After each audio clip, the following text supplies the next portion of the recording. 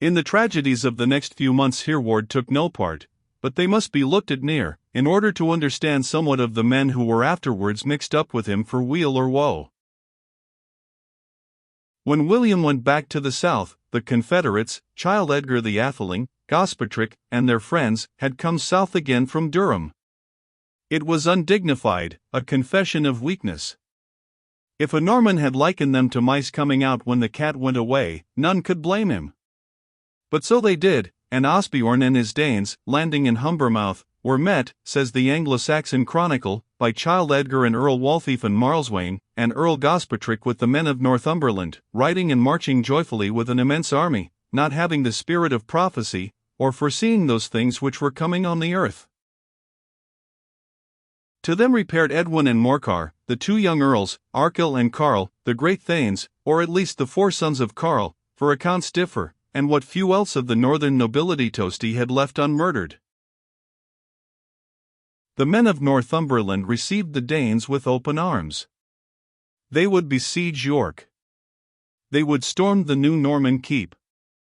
They would proclaim Edgar king at York. In that keep sat two men, one of whom knew his own mind, the other did not. One was William Mallet, knight, one of the heroes of Hastings, a noble Norman, and chatelaine of York Castle. The other was Archbishop Aldred. Aldred seems to have been a man like too many more, pious and virtuous and harmless enough, and not without worldly prudence, but his prudence was of that sort which will surely swim with the stream, and honor the powers that be, if they be but prosperous enough. For after all, if success be not God, it is like enough to him in some men's eyes to do instead. So Archbishop Aldred had crowned Harold Godwinson, when Harold's star was in the ascendant. And who but Archbishop Aldred should crown William, when his star had cast Harold's down from heaven? He would have crowned Satanas himself, had he only proved himself king de facto, as he asserts himself to be de jure, of this wicked world. So Aldred, who had not only crowned William, but supported his power north of Humber by all means lawful, sat in York Keep, and looked at William Mallet, wondering what he would do. Mallet would hold it to the last. As for the new keep, it was surely impregnable. The old walls, the Roman walls on which had floated the flag of Constantine the Great, were surely strong enough to keep out men without battering rams, ballistas, or artillery of any kind. What mattered Osbjorn's 240 ships, and their crews of some 10 or 15,000 men? What mattered the tens of thousands of northern men, with Gospatrick at their head? Let them rage and rob round the walls. A messenger had galloped in from William in the forest of Dean, to tell Mallet to hold out to the last. He had galloped out again, bearing for answer, that the Normans could hold York for a year. But the Archbishop's heart misgave him, as from north and south at once came up the dark masses of two mighty armies, broke up into columns, and surged against every gate of the city at the same time. They had no battering train to breach the ancient walls, but they had, and none knew it better than Aldred, hundreds of friends inside, who would throw open to them the gates. One gate he could command from the castle tower. His face turned pale as he saw a mob of armed townsmen rushing down the street towards it, a furious scuffle with the French guards, and then, through the gateway, the open champaign beyond, and a gleaming wave of axes, helms, and spears, pouring in and up the street. The traitors, he almost shrieked, as he turned and ran down the ladder to tell Mallet below. Mallet was firm, but pale as Aldred. "We must fight to the last," said he, as he hurried down, commanding his men to sally at once en masse and clear the city. The mistake was fatal. The French were entangled in the narrow streets. The houses, shut to them, were open to the English and Danes, and, overwhelmed from above, as well as in front, the greater part of the Norman garrison perished in the first fight. The remnant were shut up in the castle. The Danes and English seized the houses round, and shot from the windows at every loophole and embrasure where a Norman showed himself.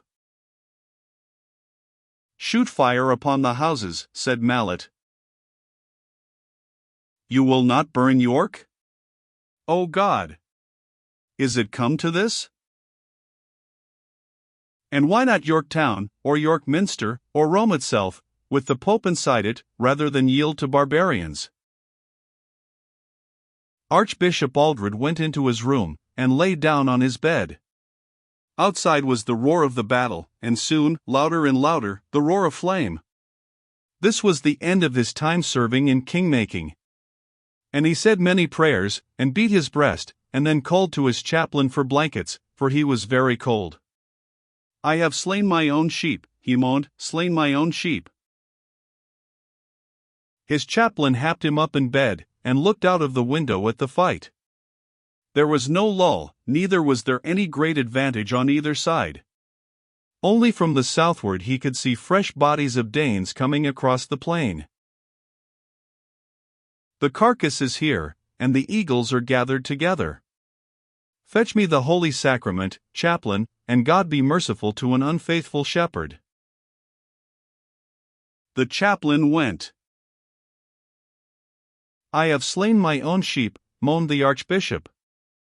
"I have given them up to the wolves, given my own minster, and all the treasures of the saints, and I am very cold."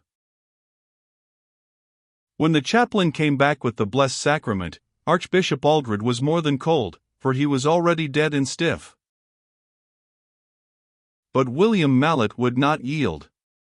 He and his Normans fought, day after day, with the energy of despair. They asked leave to put forth the body of the archbishop, and young Waltheof, who was a pious man, insisted that leave should be given.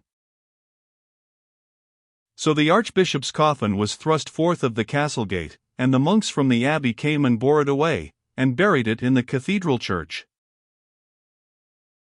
And then the fight went on, day after day, and more houses burned, till York was all aflame.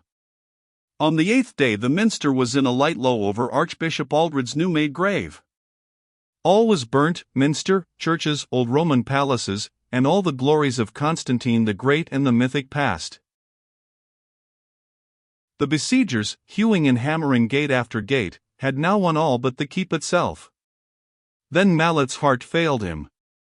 A wife he had, and children, and for their sake he turned coward and fled by night, with a few men at arms, across the burning ruins.